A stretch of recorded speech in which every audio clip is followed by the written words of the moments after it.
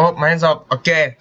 Assalamualaikum Ya, warahmatullahi wabarakatuh. Di sini kami dari kelompok 1 kelas metode numerik 4B ingin mempresentasikan tugas multiple regression dan least square method. Di sini anggota kelompok kami ada saya sebagai moderator Abdul Razak. Terus yang dan kedua saya ada. sebagai Diki Oki Ariesta sebagai anggota. Nah, di sini kami akan menjelaskan presentasi kami. Pertama ada multiple regression. Multiple regression ini regresi linear berganda adalah model regresi linear dengan melibatkan lebih dari satu variabel bebas atau prediktor.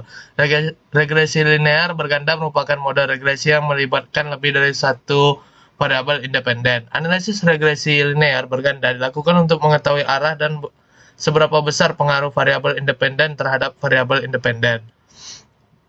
Lanjut ada konsep dasar.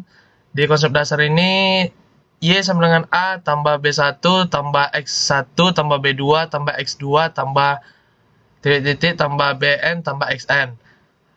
Variabel independen yaitu Y, variabel yang diprediksi atau hasil yang ingin diprediksi. Ada variabel yang kedua ada variabel independen X1, X2 dan seterusnya sampai Xn.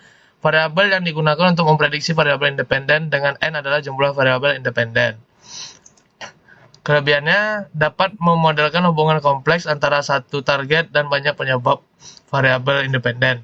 Yang kedua ada tiap koefisien menunjukkan seberapa besar pengaruh variabel tersebut terhadap target. Ketiga, prediksi lebih akurat. Keempat, lebih diselesaikan dengan alat statistik atau pemrograman seperti Excel, Python, dan lain-lainnya.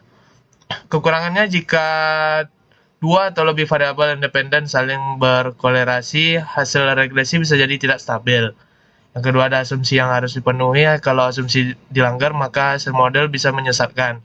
Ketiga, terlalu banyak variabel bisa menyebabkan model terlalu menyesuaikan data, jadi kurang bagus dalam memprediksi data baru. Keempat, sulit menafsirkan jika terlalu banyak variabel. Ini adalah contoh grafiknya.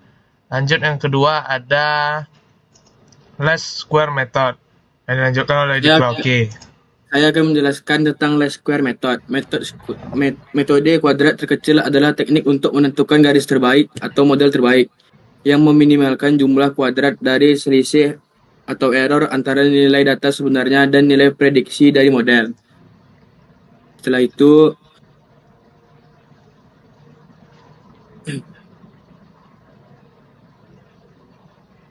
konsep dasar meminimalkan Y1. Metode ini digunakan dalam regresi linear untuk mencari nilai koefisien agar prediksi seakurat mungkin terhadap data nyata. Kelebihannya, mudah dipahami dan dihitung bahkan dengan kalkulator atau Excel. Kedua, bisa diterapkan pada regresi linear, non-linear, bahkan permodelan kurva menggunakan polinomial atau fungsi lainnya. Ketiga, memberikan solusi unik dan stabil jika asumsi terpenuhi dan data tidak ekstrem atau outlier parah.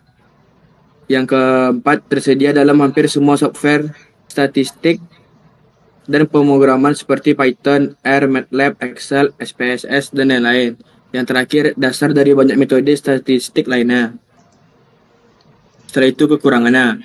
Yang pertama, nilai ekstrem atau outlier bisa mengganggu model karena kuadrat error jadi sangat besar, menyebabkan hasil tidak akurat. Yang kedua adalah asumsi yang harus dipenuhi. Kalau asumsi dilanggar, maka hasil model bisa bias atau salah. Yang ketiga, tidak cocok untuk model yang kompleks atau non-linear berat. Yang terakhir, tidak memberi informasi tentang kualitas model secara langsung. Ini adalah contoh grafiknya. Baik, kesimpulannya MLR adalah model untuk memprediksi dengan banyak variabel. LSM adalah metode untuk menyelesaikan model tersebut secara matematis. Multiple linear regression menggunakan least square method untuk mencari nilai parameter terbaik agar persamaan linear mendekati data dengan akurat. Keempat, keduanya penting dalam metode numerik karena membantu membuat model dan memecahkan masalah teknik secara lebih kuantitatif dan terstruktur. Sekian dari presentasi kelompok kami. Bila ada kesalahan, mohon dimaafkan. Wabillahi taufiq wal hidayah. Wassalamualaikum warahmatullahi wabarakatuh.